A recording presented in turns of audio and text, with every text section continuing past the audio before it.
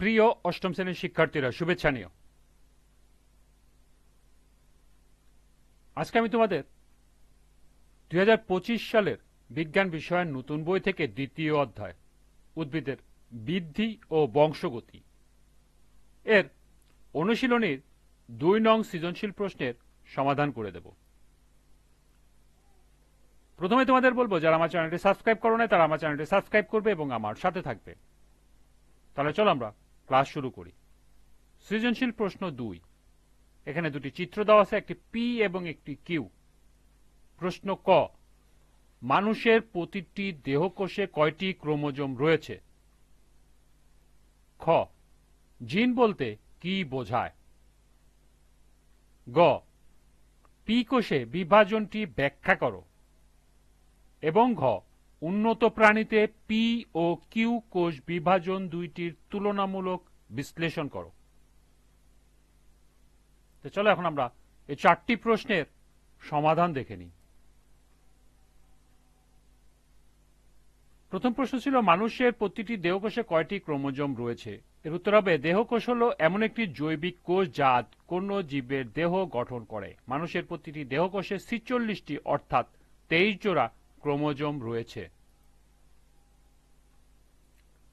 দ্বিতীয় প্রশ্ন ছিল, জিন বলতে কি বোঝায়?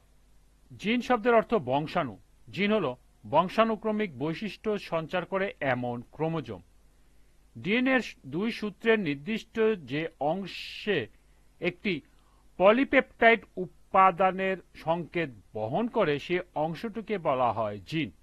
যেসব বংশপরম্পরায় সঞ্চারিত হয় তাদের প্রত্যেকটিকে আলাদা আলাদা জিন দিয়ে নিয়ন্ত্রিত হয়।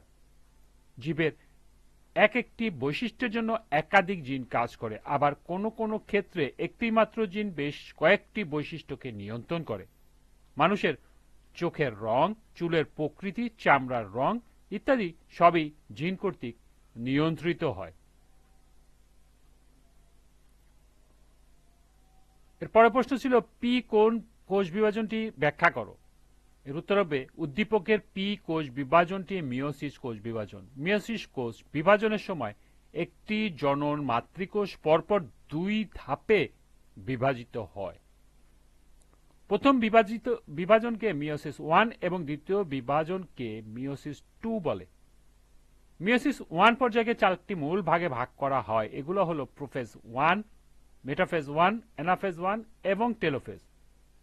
একইভাবে মিওসিস 2 পর্যায়কে 4টি মূল পর্যায়ে ভাগ করা হয় এবং এগুলো হলো প্রোফেজ 2, মেটাফেজ 2, অ্যানাফেজ 2 এবং টেলোফেজ 2। প্রথম বিভাজনের সময় দুটি সৃষ্ট অপত্য কোষের ক্রোমোজোমের সংখ্যা মাতৃকোষের ক্রোমোজোমের সংখ্যার অর্ধেক হয়ে যায়। দ্বিতীয় বিভাজনটি মাইটোসিস বিভাজনের অনুরূপ, অর্থাৎ প্রথম বিভাজনে উৎপন্ন প্রতিটি কোষ পুনরায় বিভাজিত হয়ে দুটি অপত্য কোষের সৃষ্টি করে। এক্ষেত্রে অপত্য কোষের ক্রোমোজোমের সংখ্যা মাতৃকোষের ক্রোমোজোমের সংখ্যা সমান হয়। ফলে একটি জনন মাতৃকোষ 2n থেকে 4টি অপত্য কোষ n এর সৃষ্টি হয়। সর্বশেষ প্রশ্ন ছিল, উন্নত প্রাণীতে পি ও কিউ এর কোষ বিভাজন দুটি তুলনামূলক বিশ্লেষণ করো। এর উত্তর হবে, উদ্দীপকের পি চিত্রটি মিওসিস কোষ বিভাজন এবং কিউ চিত্রটি মাইটোসিস কোষ বিভাজন। উন্নত প্রাণীতে মাইটোসিস ও মিওসিস কোষ বিভাজনের তুলনামূলক বিশ্লেষণ নিম্নে উপস্থাপন করা হলো। 1. মাইটোসিস কোষ বিভাজন জীবের দেহকোষে সংগঠিত হয়, অন্যদিকে মিওসিস কোষ বিভাজন জীবের জনন মাতৃকোষে সংগঠিত হয়। 2. মাইটোসিস কোষ বিভাজনে দেহের বৃদ্ধি ঘটে, অন্যদিকে মিওসিস কোষ বিভাজনে গ্যামেট তৈরি হয়। 3. মাইটোসিস কোষ বিভাজন একবারই বিভাজিত হয়, অন্যদিকে মিওসিস কোষ বিভাজন একটি কোষ 2 বার বিভাজিত হয়, মিওসিস 1 ও মিওসিস 2। 4. প্রতিটি বিভাজনের শুরুতে ইন্টারফেস সংগঠিত হয়, অন্যদিকে মিওসিসে শুধুমাত্র মিওসিস 1 এ ইন্টারফেস সংগঠিত হয়। 5. ডিএনএ প্রতিলিপি ইন্টারফেজে ঘটে মাইটোসিস কোষ বিভাজনে, অন্যদিকে মিওসিস কোষ বিভাজনে ডিএনএ প্রতিলিপি ইন্টারফেজ 1 এ ঘটে কিন্তু ইন্টারফেজ 2 এ হয় না।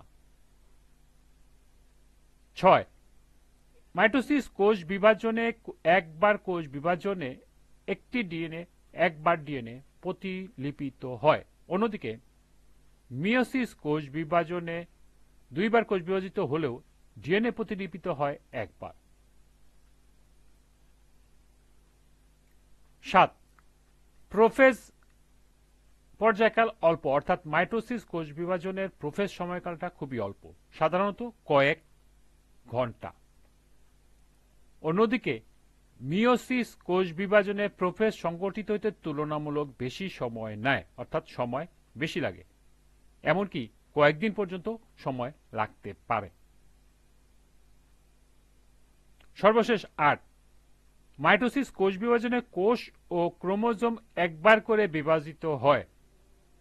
অন্যদিকে মিয়োসিস কোষ বিভাজনে কোষ দুইবার করে, ক্রোমোজোম একবার বিভাজিত হয়। অর্থাৎ মিয়োসিস কোষ বিভাজনে কোষ বিভাজন হয় দুইবার, কিন্তু ক্রোমোজোম বিভাজন হয় একবার।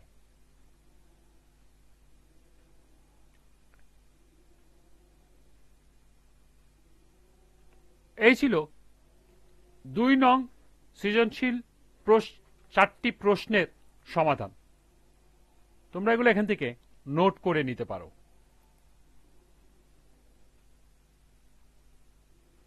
এরই সাথে দ্বিতীয় অধ্যায়ের সমাপ্তি। আজকের ক্লাসটি এ পর্যন্তই।